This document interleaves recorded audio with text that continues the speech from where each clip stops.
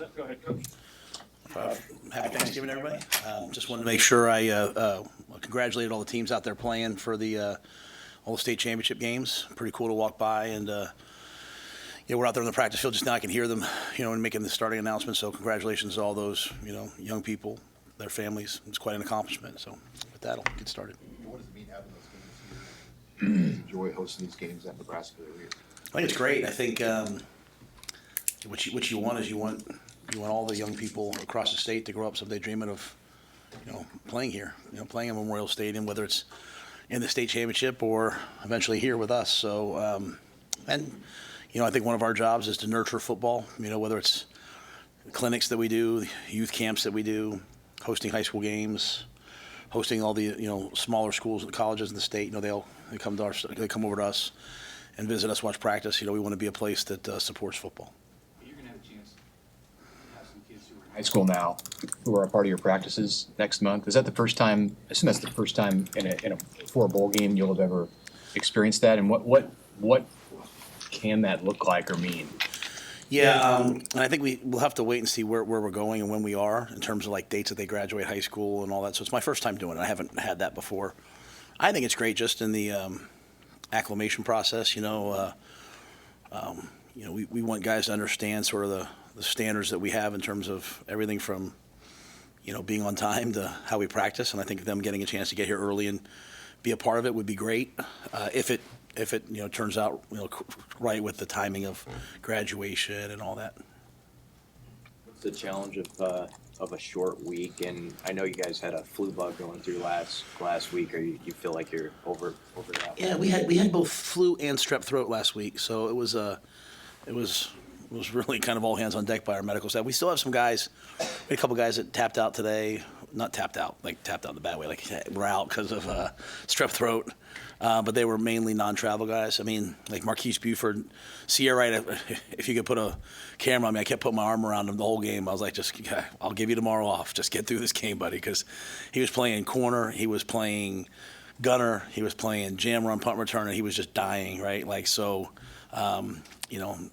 obviously him and Marquise Buford got back, but they were just not feeling great. So I think we're much healthier this week.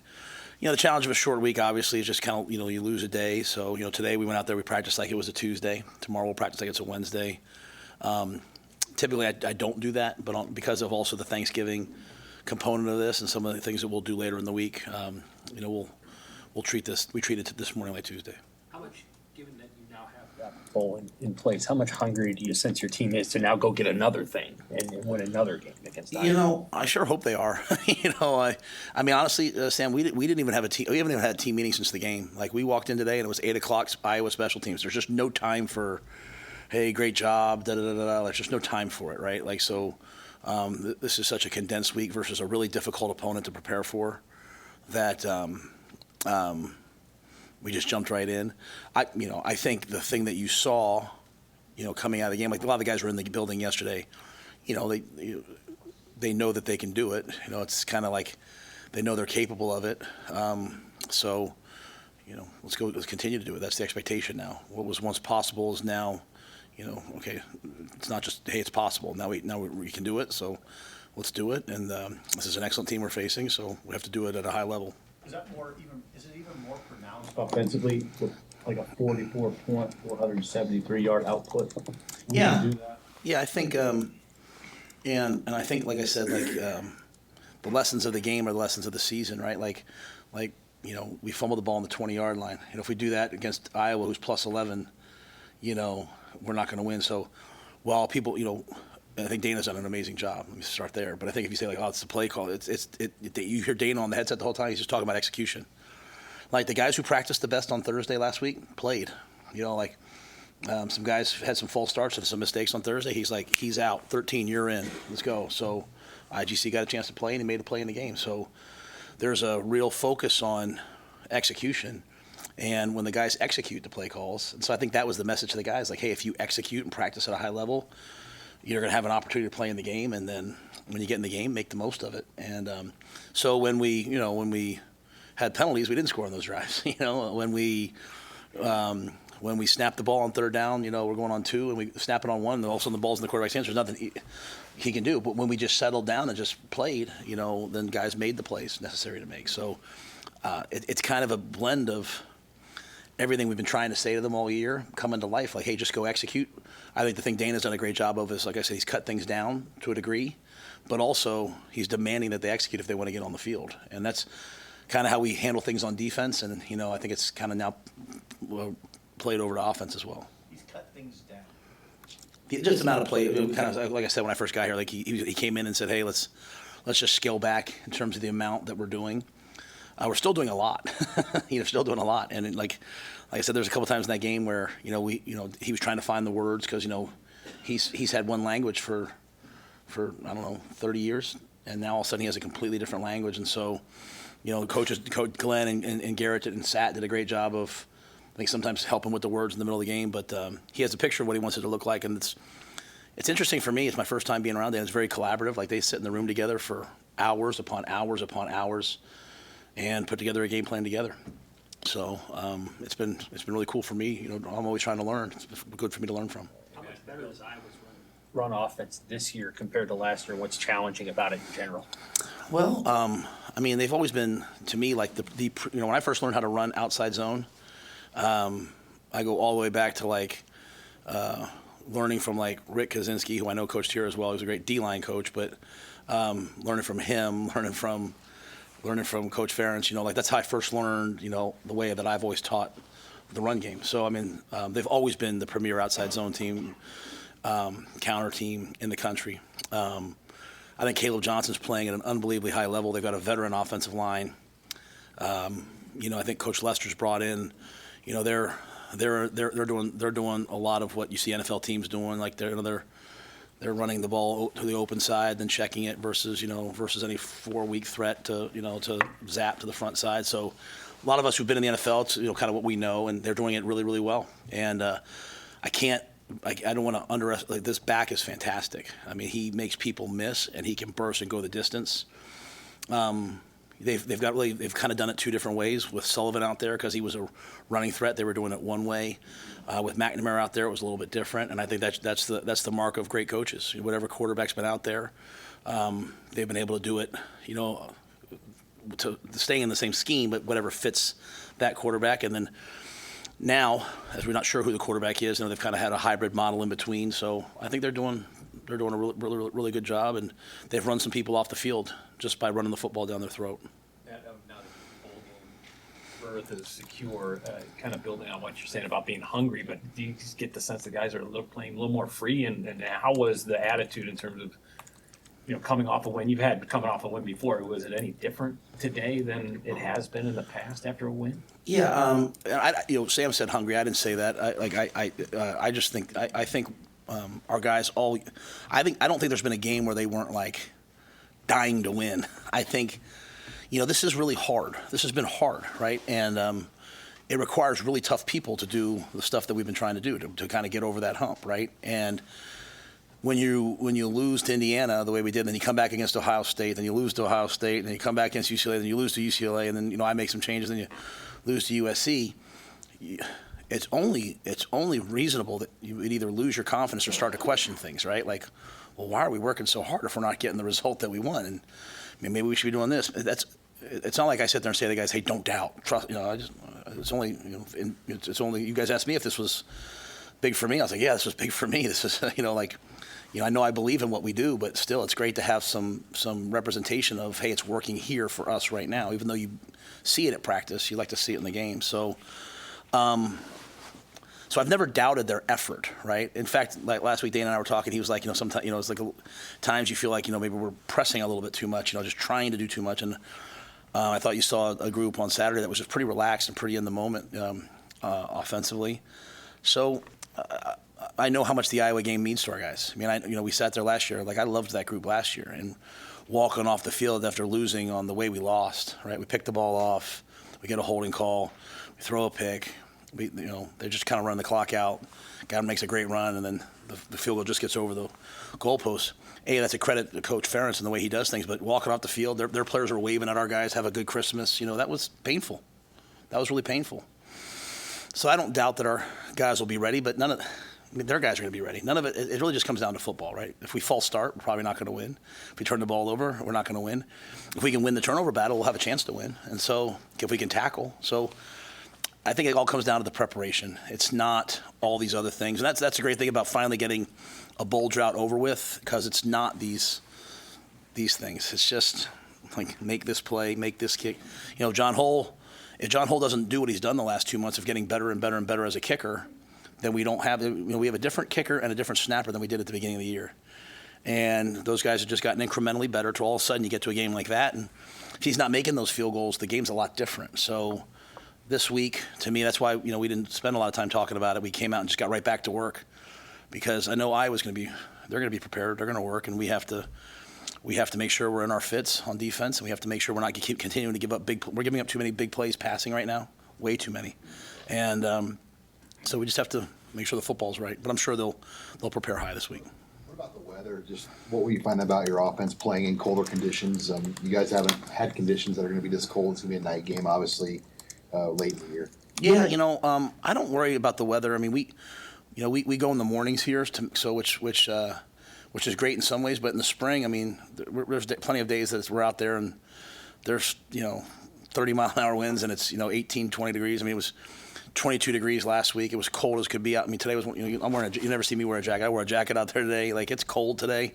Where we practice, last week, we were throwing, it was, 35-mile-an-hour gusts, and we were throwing into the gusts. The way Dana does 7-on-7, he goes this way for half and this way for half. And so, I mean, our guys are tough. Iowa's guys are tough. I think the game will come down to football. I think our guys will, if there was maybe ice on the field or snow, it might be a little different. But I feel pretty good about our ability to handle the cold, just because we do it in the spring and then we do it again in the fall. We don't really ever go inside unless I really need the crowd noise from the indoor. Okay, there's execution. Is there anything else that got Rhule in a groove in that game on Saturday? Well, I think he had a great week. I think the UCLA game. I mean, it was a significant hit to his back and injury, and so even if you go back to the USC Tuesday, I was like, I think he'll be able to practice. He didn't practice on Sunday. I think he'll be able to practice Tuesday, but I think he was ginger that whole game. I mean, I think he was better this game, just in terms of being healthy, right? Being able to move around, being able to slide in the pocket, and they got one pressure on us early, but after that, I thought, we're getting the ball out of our hands.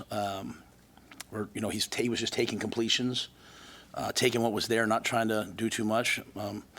Again, playing as a freshman in the Big Ten is really, really hard. It requires tough people, and I think Dylan's been tough in that he's gotten better every week. And sometimes maybe everyone, like the production people, they're asking me that you can't always maybe see it because you're playing better people, but I think Dylan's gotten better every week in a lot of ways. This week it was really easy to see, because I thought he was just in complete and total control and command. And again, another week with Dana, I think, has helped him as well. And that ability to get past the doubt that you talked about that the guys are naturally going to have.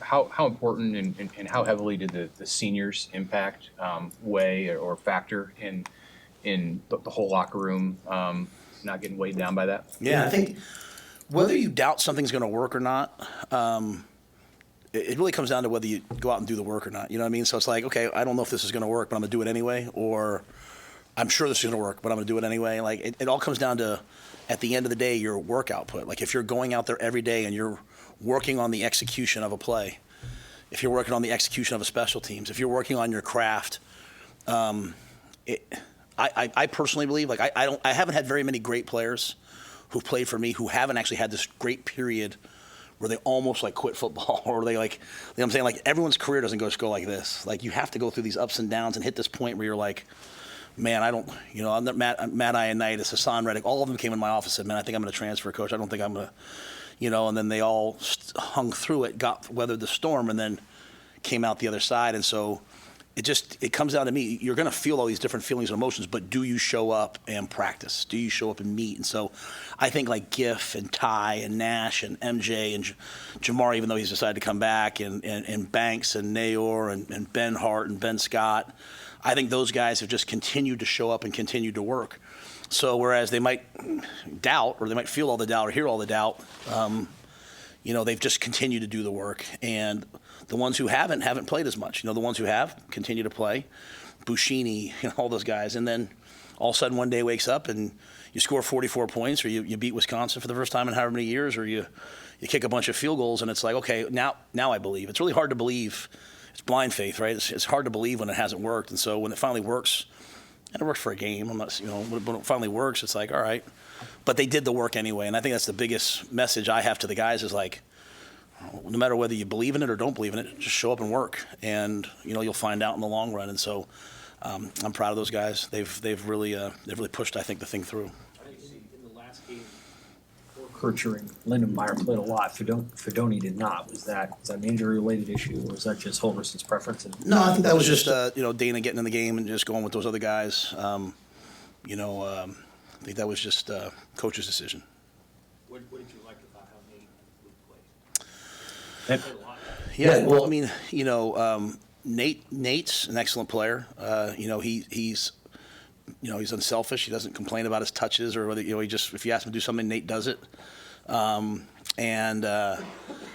Very steady. And so when he had a chance to catch the ball, I mean, both times he caught the ball, I mean, it's he had a great run after the catch.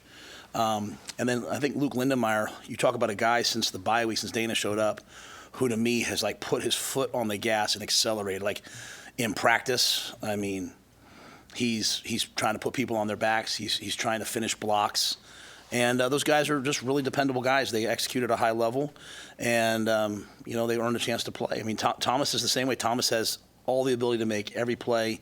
He's made some huge plays down the field. He's got a ton of talent. He's had a bunch of injuries. He's a lot like a lot of guys I'm talking about. It's his second year playing, really. So forget, the hardest thing in the world is to come in with a bunch of accolades, right? Because everyone's always asking you, like, but he's a second year playing, and I think Thomas, he had a great practice out there today. I think the thing with Dana is, like, I think a lot of people have said to me, like, they really enjoyed his press conference last week and just the bluntness of it. Well, the bluntness is followed up with, at every position, right? Like, you have to go out and execute, right? And the guys who practice the best and then get in the game and play, like Wood fumbled that ball, and Janirin didn't play quite as much afterwards. Janirin's not going to say much. He's just going to go out there and, okay, when you need me again, need me. And when they needed him, he went in and he did his job. So, I think Dana's brought a standard offensively that I'm not going to say we didn't have before. I just think he has the experience to kind of follow through on it in some ways that I think is maybe good for all of us to learn from. But Thomas, I'm sure, will have a great role in this game. And like I said, there's not many guys who can make plays down the field the way he can. Just kind of continue to work on him and all those guys. And again, I'm deferring a lot of this. Like, I don't tell Terrence who to play at nose tackle, and I'm not telling Dana and Sat who to play at tight end. I give my 2 cents. If there's something I really believe in, I'll step in. But I think it's really good that guys can go out and practice for what they want. They played in the secondary. I don't think Malcolm Hartzog played a lot in the second half. I know Blatt Hill got a lot of run there. Was that on-field related, or did he re-aggravate something there? No.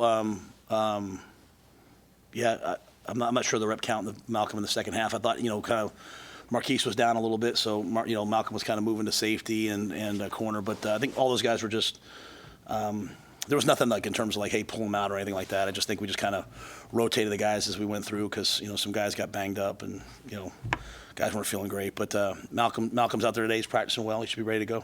Hey, Coach. Coach, I'm sorry, guys. you mentioned Tommy Hill last week shut down for the year. Is there anybody else that's moved on or not with your shutdown the rest of the season? You guys asked me about Malachi the other day. Malachi, came in and I hope it's. I just didn't want to talk about that on Thursday, right? I thought there was more important time of the game, but Malachi came in, let us know he was going to go in the portal. So obviously wish him the best. Great young man, local guy. Had some really big moments for us last year. Was redshirting and developing, and I think what we're going to this year, I think we're going to probably end up with between 30 and 50 guys in the portal. Just with the roster and all things that are going to have to happen. So.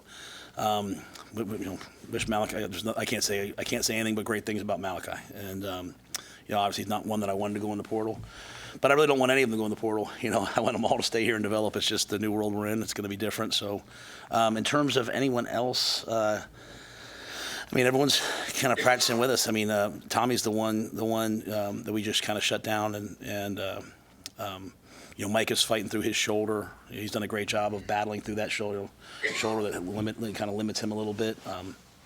Everyone else is kind of battling. Marquise Buford, like I said, battled through the sickness last week. So I think everyone else is up and healthy and ready to go. It's adorable. Turner to potentially come back and play in the bowl game. Is that still trending in the right way? Yeah, Turner's still not practicing yet. Like, he's still out there. Turner's still out there doing the pit and rehab, and they're doing some on-field stuff with us. So once we get to bowl practice, I'm assuming Turner would be ready to go. I'm assuming Peters, Jake Peters, the young center, would be ready to practice some. So the bowl practice is going to be big for us for some of those guys who've been injured all year that are coming off of it. But Turner's still probably a couple weeks away. I don't want to overdo it on Holgerson, but is there anything? You haven't worked with him before. Is there anything else you've learned just working with him, about the way he goes about things, anything? Yeah, he's just methodical. It's like, I always knew when we played my first year at Baylor, we were probably the worst team in the world. And one of our players got hurt on a punt return on their sideline. I went over their sideline, and he was ripping the ref because they made the call for us. And I was like, man, I didn't know you could say that to the ref. Like, I'm being too gentle with these guys. And I've always been out and seen Dana different places and just kind of knew him as like, I went and sat in a clinic just to listen to him talk, right? When he was the OC at Oklahoma State or whatever. So I've always known him from afar, and like the Red Bull on the sidelines and all those things. And then, like I said, I got to spend a day with him a couple years ago, and me and Julie went to dinner, and I got to really get to know him. He's just really a thoughtful, insightful man. And then seeing him here, seeing his process here, it's you guys know the way I feel about Phil Snow. It's very much like Phil. It's, watching Tony, watching the way they work. Just very methodical. Dana comes in, he studies the opponent until he understands him, and then they get together, and it's just the rhythm of the way that he does things makes total sense to me. A lot of the guys on our staff, we didn't come up through like big organizations. Like, we weren't we weren't some famous coach's son, or we weren't, so like we kind of nickeled and dimed our way up to like Albright College, and then a GA here, a GA there. And so I was never able to be under a great offensive system. Then I had a chance to go to the Giants. I worked for Kevin Gilbride, who's one of the great offensive coordinators in NFL history, and he had some run and shoot things, and I loved them, and so I kind of got a chance. But this for me, this is a chance. And Dana's we're not running the air raid. He doesn't even coach the air raid anymore. Like, that was just what he came up in. But to me, just seeing the way that he processes things, it's like so close to what we were doing. It's just a little bit better. It's just a little bit more simplified. So I think whether it's Sat or Glenn or Garrett or Donnie or EJ or any other coaches on our offense, they're really benefiting from watching the way the process plays out. And it's from the way they watch tape to the way that they script to the way that they attach plays to the script to the way that they do their walkthrough pre-practice to the way they do routes on air. It's all these things that I've had offensive coaches wanted to do, but it never made complete and total sense to me till I worked with Dana, and now it makes sense to me. So, if I coach with Dana for one more week, or if we coach together for the next 10 years, I'll be a better coach as a result. And bringing in Tony after being with Phil, I had one defensive coordinator for my entire, whatever that's been, 10, 11 years as a head coach. Tony had a completely different process, and it was really, really cool for me to see and interesting for me to see and learn from. And so this has been great. Normally you have kind of like, hey, this is our way, and it's been interesting. And then, I just think that incremental process, like you look at what Ed's done, think about, like I said after the game, think where we were at Purdue and Rutgers, we couldn't even get a punt off. And think about where we are now. Not that was okay, but I'm saying to be punting balls out at the 4 and having big kickoff returns, and Ed's, instead of just blowing everything up, Ed's just gotten a little bit better and gotten the guys to get a little bit better. So I don't know if I'm answering your question. I'm going to say it's helped me and it's really taught me a lot.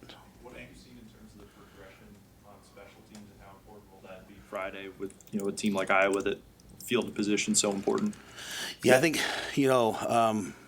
like I said, I've really studied Coach Ferentz, and I have so much respect for what he's done. And from the fact, he'll take the ball. A lot of guys will defer. He'll take the ball to have the win in the fourth quarter, and the way that they'll play field position, the way that they'll punt the ball down. It's very much like when you're in the NFL playing all the Coach Belichick and all of his coaches. You know, because when I was there, you'd play Joe Judge, you'd play those guys. It's really difficult, and they have a great punter. They have an elite returner. They've got great special teams, and it'll be a real challenge. It'll be a real challenge. And on a game like this, a Friday night in the cold, those things show up, and that's why they win the close games. They're very comfortable. You know, to me, like it's almost like for them, like the game doesn't even start until the second half begins. It's like they're very comfortable playing in a close game, and they know who they are. And that I really enjoyed watching that from them. So, you know, Brian's been really punting the ball well. We've been more consistent in terms of catching punts and not letting balls roll down and having us in bad field position. You know, we had some 2 returners out there last week to try to get shake Jacory loose. So we'll try to have our best plan possible. My only thing to the coaches is like, hey, do whatever you guys want. Just make sure it's something we can execute. Let's not go out there and try to solve the world with a pencil. Let's let our guys go out and execute. And so, you know, whether it's Carter Nelson running down a kickoff and tackle him at the 20, you know, hopefully we can make some plays versus probably the premier special teams unit in the Big Ten. Just to be clear, are you 100% outside practice team? 100%? Yeah, you always Is outside? I mean, if there was a day where if I can't stand the cold, I might say, hey, let's go inside. Like, and there's been some times, like I said, like the week of was it Ohio State, or maybe Ohio State. I put the offense in that week, or UCLA, because I wanted them to have blistering crowd noise because it's so loud in the Hawks. But in general, when the grass fields are workable, we never go inside. They might be inside a little bit for like individual drills, so we don't cut up the grass. But like our team periods are all outside. I'm not, you know, as you guys know, I'm not a huge fan of turf. There's some turf companies, you know. We had Hellas Turf when I was at Baylor, and I liked their turf, so I'd go out a little more. But we're outside as, you know, 95% of the time we're doing something. I think Dowd Elster touched on that he'd like to get a run or a leak out. You think he's got the hands for it? Trust me, my phone's been blowing up from Ty talking about running the football. So I can promise you this: we might do it in practice, or we're not going to hand the ball to Ty Robinson anytime soon. So, Ty. Even those guys, it was funny. Like, normally you try something like that and you're yelling for the defensive guys and run over their helmet. Like they were standing right next to us. Like they wanted to go out there. Him and Judy. Judy, I mean, you go back and look at this year because he's also been the fullback in our 22 sets. I mean, he's had some great blocks. So he's, you know, when we lost Barrett was a really good player for us. And we lost Barrett, Judy, and then Lindenmeyer now, but Ty also. They've all kind of filled that void. It's all Big Ten time, voting, things like that. Feel free to talk about anybody you like, but I would curious if you brag a little bit on Ty. There's 18 teams in the league. There's 1 million defensive linemen. But how good of a season do you feel like he's had within the context of your team? Yeah, Ty. Well, I mean, we're one of the better defenses in the Big Ten, right? And we're certainly one of the better run defenses in the Big Ten. And Ty's been dominant. Yeah, I think he had 6, 7. I don't know how many sacks. 6 sacks. Is that what it is? I saw on the board before the game it said he had 6 sacks before the game. As I was standing out there looking at so I don't know if he had one in the last game or not. But Ty, you know, Ty's been absolutely dominant, and he should be up for every accolade. He's someone that people should draft really high next year because he's the total package. I mean, he's as good a football player as there is. He's really athletic. He could bulk up. He could slim down.